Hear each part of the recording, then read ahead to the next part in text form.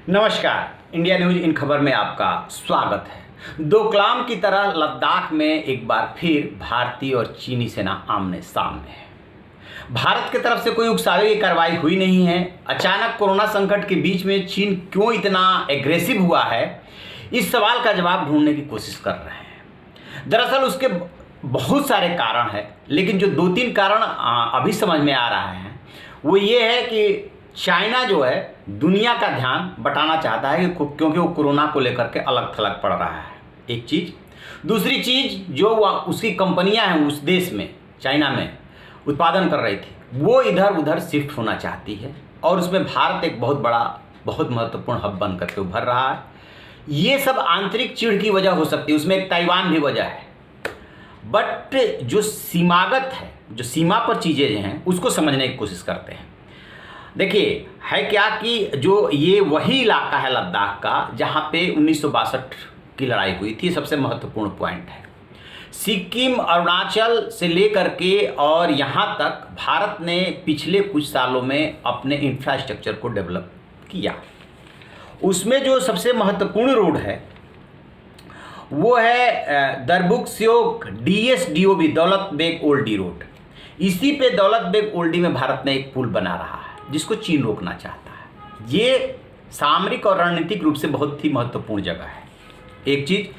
दूसरा है पैंगोंग त्सो झील जो है, वो जो है उस पर 2/3 यानी 90 किलोमीटर पे उसका चीन का कब्जा है, 1/3 यानी 45 पे भारत का कब्जा है। चीन उसको कब्जाना चाहता है। और तीसरा जो है वो है डेमचौक।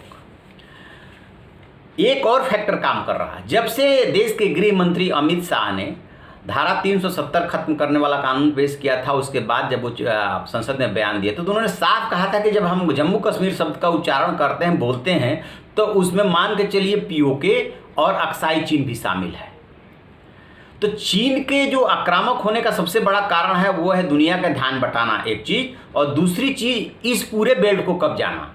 इस बेल्ट को कब्जा करके वो मजबूत होना चाहता है, क्योंकि चीन को अभी लगने लगा है कि भारत ने जिस तरीके से अपनी रणनीति चेंज की है, सीमा पे जिस तरीके से वो एक्टिव हुआ है और अब सामने तन करके खड़ा होने लगा है, वो चीन को अच्छा नहीं लग रहा है।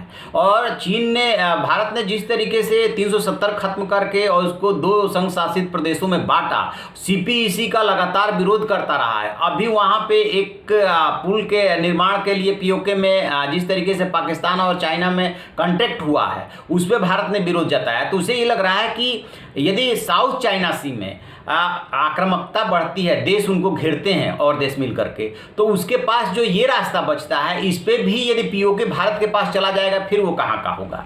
तो वो इसको अच्छा मौका मान रहा है कि इसी समय ये सब कर लिया जाए। भारत भी इंफ्रास्ट्रक्चर जो डेवलप कर रहा है, रोड बना रहा है या सीमा के पास पहुंच गया, साफ कर दिया है कि नतीजा चाहे जो हो वो पीछे नहीं हटेगा, यानी कि रोड का निर्माण जारी रहेगा। इसी बीच रक्षा मंत्री राजनाथ सिंह ने या प्रधानमंत्री ने भी मीटिंग ली है। उधर से जो बयान आया है वो अभी तक वहाँ के राष्ट्रपति शी जिनपिंग जो है चुप थे, लेकिन उन्होंने अब अपनी सेना से कहा है कि जंग के लिए तैयार रहिए, क्योंकि देश की संप्रभुता के साथ कोई भी समझौता नहीं किया जा सकता। तो वो इशारा भारत के ही तरफ कर रहे हैं। अभी तो भारत का अलावा छोड़ करके और कोई तनाव है नहीं। तो अभी सबसे पहले ये रिपोर्ट सुनिए कि क्या चाहता है असल में वहाँ पे चीन।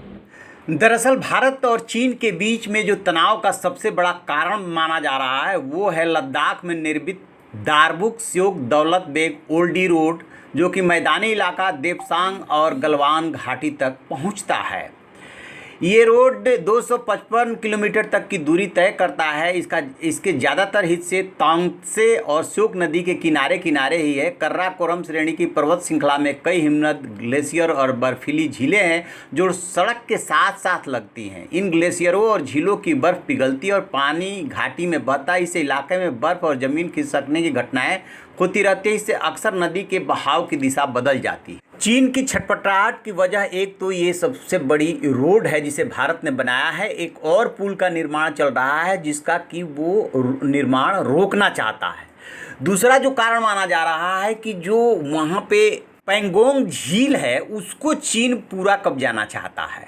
134 किलोमीटर लंबी यह झील 604 वर्ग किलोमीटर के दायरे में फैली हुई है और इसके 90 किलोमीटर यानी करीब 2/3 हिस्से पे चीन का नियंत्रण है, 1/3 पे भारत का। झील पर कब्जे के बाद चीन चिपचिप मैदान के साथ साथ पूरब में अक्साई चीन और उत्तर में श्योक घाटी तक भारत की पहुंच को खत्म कर देगा। इसका मतलब होगा कि भारत का नियंत्रण पश्चिम में श्योक नदी और दक्षिण में सिंधु नदी तक ही रह जाएगी।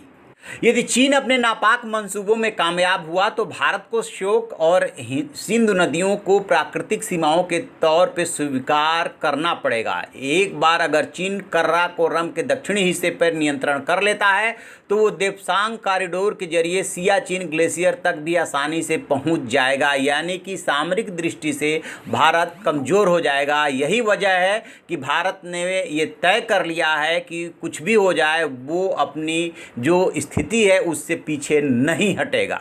तो आपने ये रिपोर्ट सुनी, चीन की ये है रणनीति। भारत की क्या रणनीति है? भारत भी अब ये तय कर चुका है कि चाहे तुम सिक्किम में, चाहे अरुणाचल प्रदेश में घेरने की कोशिश करो या नेपाल के उकसाने की कोशिश करो या पाकिस्तान से लगातार आतंक का निर्यात कराओ, अब वो भारत 1962 वाला नहीं है। वो आंख में आंख डाल करके बात करेगा और चाहे यदि आप लड़ना चाहते हो तो लड़ भी लो, क्योंकि 62 के बाद 67 में भी सीमित युद्ध हुआ था। भारत जो है अब आगे बढ़ चुका है। देखते हैं आगे क्या होता है, हम आपको बताएंगे। आप देखते रहिए हमारा डिजिटल चैनल इन खबर। Thank you. इन खबर चैनल को सब्सक्राइब करें और बेल आइकन दबाना ना भूलें।